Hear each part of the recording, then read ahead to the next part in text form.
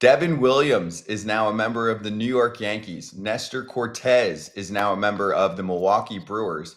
And speedster Caleb Durbin is now also a member of the speedy Milwaukee Brewers. There's the trade, passing, and then others following with more details, including what sounds like a little bit of cash coming from the Yanks and going over to the Brew Crew. Devin and Nestor are going to make about the same amount of money for their last season before free agency, both in the $7 to $8 million range, depending on if they settle or decide to battle it out in arbitration court. Woo-wee! Todd Father. The New York Yankees did not land Juan Soto. 5 seconds later, they got Max Fried. 10 seconds after that, they got themselves Devin Williams, and they're playing that run prevention game, baby. Trying to build up the pitching. Obviously, we'll see what they do on the defensive side of things as well. Of course, you got to replace the bat eventually for Soto, but what do you think about the quick strikes here by Cashman and crew?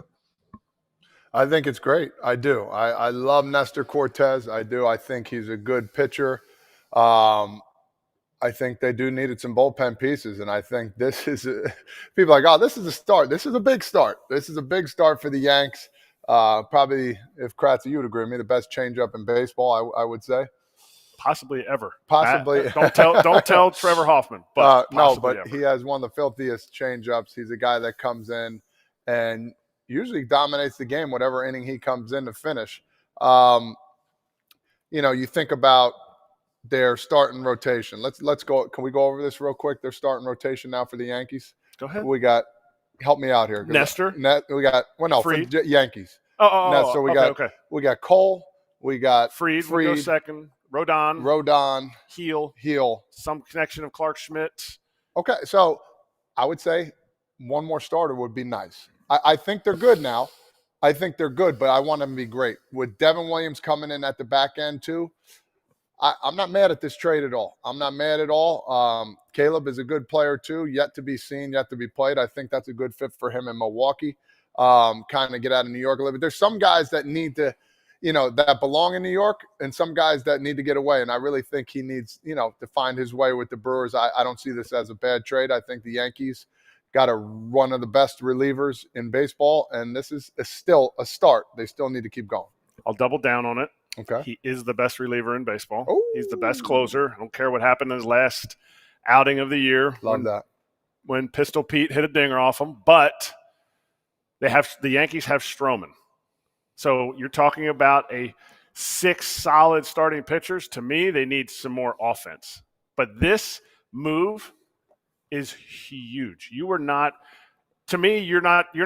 couldn't get anybody better if you're trying to get the best closer. The Yankees went out and did it.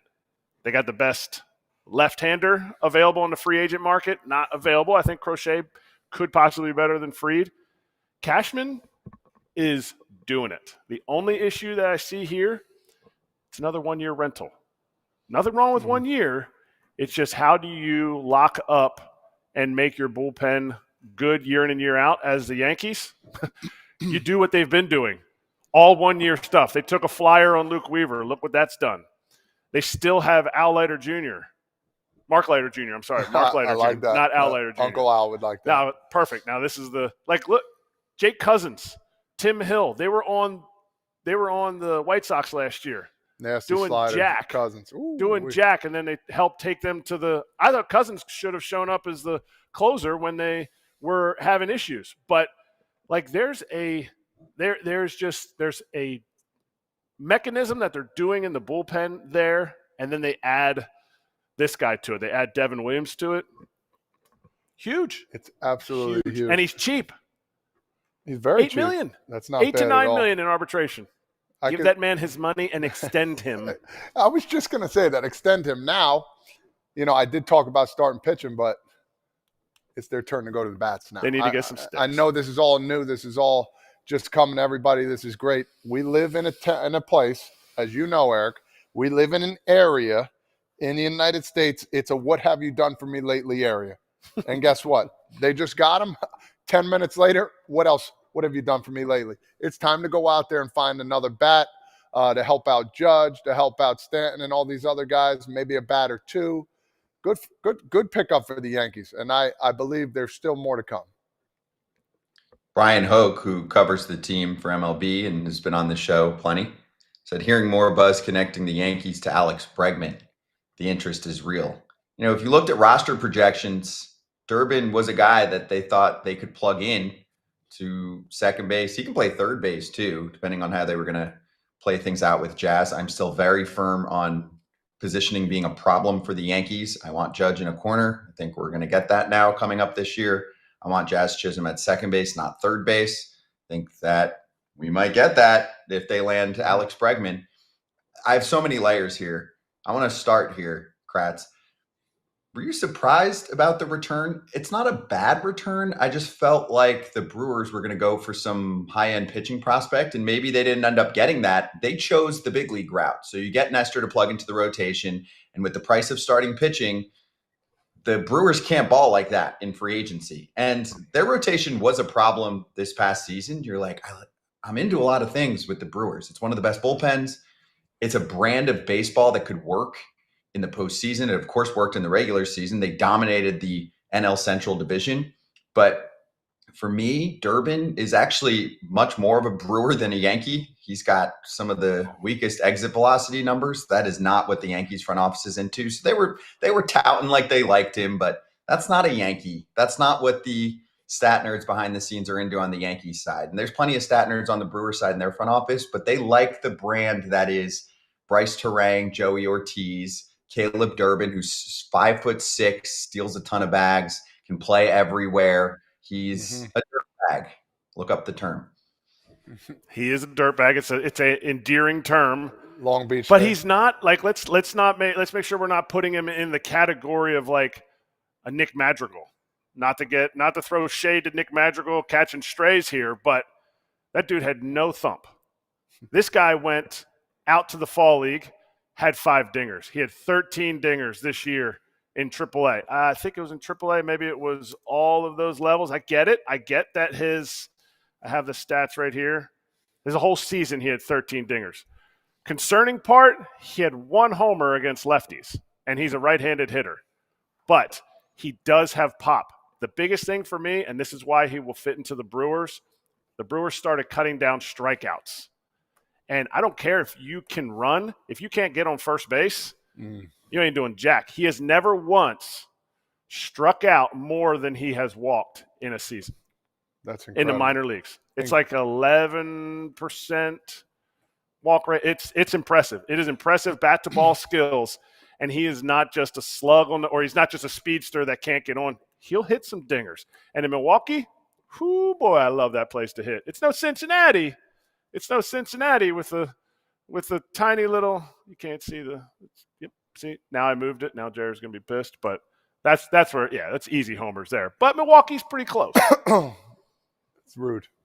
Anyway, like I said before, a guy like this stature is going to fit well with the Brewers, and he needed a change. You know, one of those guys where you bring up, and if he doesn't do well right from the get-go, they're going to find somebody else. So he's going to get a lot of opportunities with the Brewers, and they got those guys that just like those leadoff 8-9 batters getting on base, finding ways and stealing. This guy can run for days. Baseball.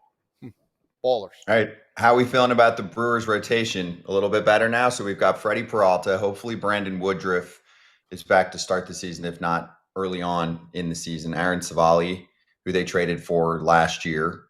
And that's a perfect Milwaukee reclamation project. Even though he's obviously been around some really good pitching programs with Tampa Bay and Cleveland, he's a tweaker. He keeps tweaking what he's doing, trying to find the right mix. Tobias Myers, who was money last year. And then Nestor can slot in. And hey, let's not forget, Nestor Cortez did get bounced late in the season, briefly, into the bullpen. Then he got hurt soon after that. Then he comes back. They put him in an awful spot, and he gives up the Freddie Freeman home run. And now he just gets to go in there, Kratz, and pitch every 5th day for Milwaukee. And they're going to be like, please, give us 200 innings, dude. We will happily take as much as you can give us, because there are not a lot of reliable guys in that rotation at the moment. I mean, we love Woodruff, but he's coming back from shoulder surgery. Pat Murphy, his manager, said they're going to be careful and going to assume that it's going to take a little bit of working back in from a major surgery.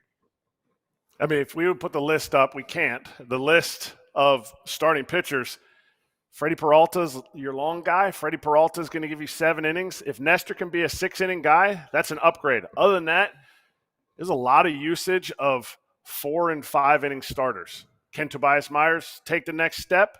Yes. To me, the biggest thing, like you said about Nestor, is giving him the leash. Nestor can go 7. Nestor has gone 8.